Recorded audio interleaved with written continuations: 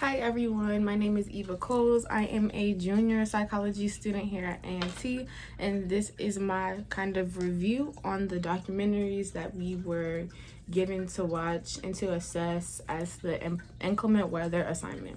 I watched the original documentary that we were all supposed to watch, and then I watched the Growing Up Poor documentary. All right. What or who from the documentaries inspired you? One thing that inspired me from both videos was kind of like a general idea, was that the amount of people that were invested in making a change or had already begun making a change. In a way, it kind of reassured me that my dreams are definitely possible. Another thing that inspired me was hearing Edward talk about how he needs a counselor and wants to have someone to talk to that looks like him. Inspired me because that's exactly what I want to do. I want to be a person for young Black children to come to feel safe with, to talk to about their problems or about issues that they're having or anything, honestly. That is my passion and that is my goal. So just hearing that there's a need for that from a child it touched my heart. What irritated or disgusted you? Nothing really irritated or disgusted me, which kind of goes along with what were you critical of.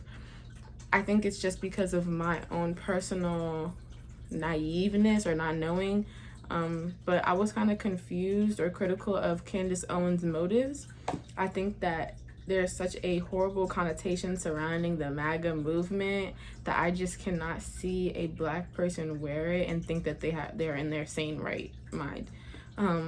But like I said, I am not involved politically at all, which I maybe should be more, just so that I can have an understanding. But because I'm not, I just don't understand her movement and I just am critical of it. But that's because I'm just not educated on it. And then something else that I was critical of was in the Growing Up Poor video, the son knew what bills his mom had to pay and like the financial status of the house.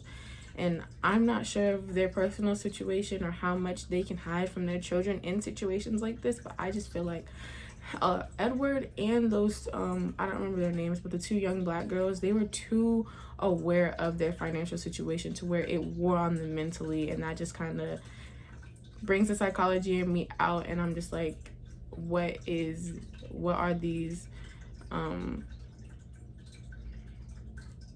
things having on their, what are they doing to their mind? And then something new that I learned was 1 in 50 Black people are millionaires. L'Oreal makes Black-owned products but doesn't put her name on them, and the lady said that it's in hopes that Black people will buy the products not knowing that they're made by a white woman, which I can see that to be true. Black people are creating capital for themselves by creating businesses like We Buy Black, which is a Black-owned business that sells other Black-owned products, like kind of like Amazon. Along with Citizens Trust and One United Bank, which are Black-owned banks. How motivated or unmotivated do you feel after watching this video? This has motivated me to shoot for the stars. Like the little girl said, unfortunately, no one wants to be poor, and I definitely don't. I am blessed enough to be in a situation that many people dream to be in, so I'm taking full advantage of the opportunities that have been given to me, and I am aware of how privileged I am. Something that I thought was cool or praiseworthy was that even though some of the parents were poor, they were still trying tooth and nail to get what they needed for their kids in every way possible, and I thought that was very praiseworthy. They're not just accepting that they're poor, they're actually working for a better life for them and their family.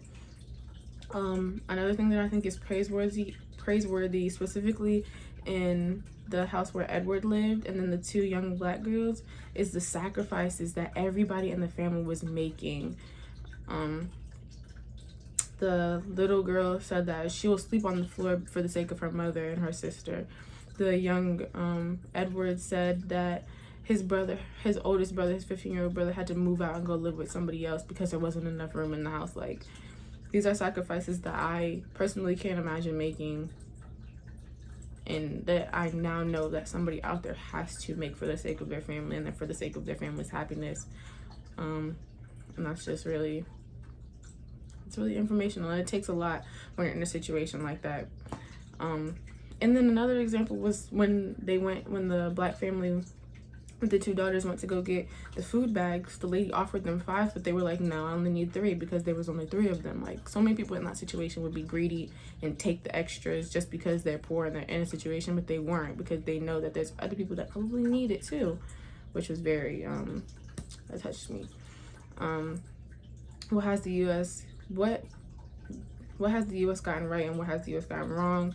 I think that the money the social institutions extend to people for their needs is good and helpful. I don't know if they should be providing more money, maybe a little bit more. However, I can see how if people are getting money without working, that they'd be comfortable in that position. Like, if I was getting free money, I wouldn't want to work either. So they need to give them some type of incentive to, okay, this is enough, but it's not gonna get, like, you know what I mean? Like, it's not enough. Anything else that comes to mind? One thing that really stuck with me was in the Growing Up Poor video, the Caucasian little girl, I don't remember her name either, but she said that she got held back from kindergarten because she wasn't smart enough. And you can see in this example solely how functionalism comes into play, because I believe that she believes that she's not smart enough because of her environment, because she is smart enough, but now that she got held back and that's put into her mind, it's probably holding her back from applying herself as much as she should be. And that is my review on these 2 documentaries. Thank you so much for watching.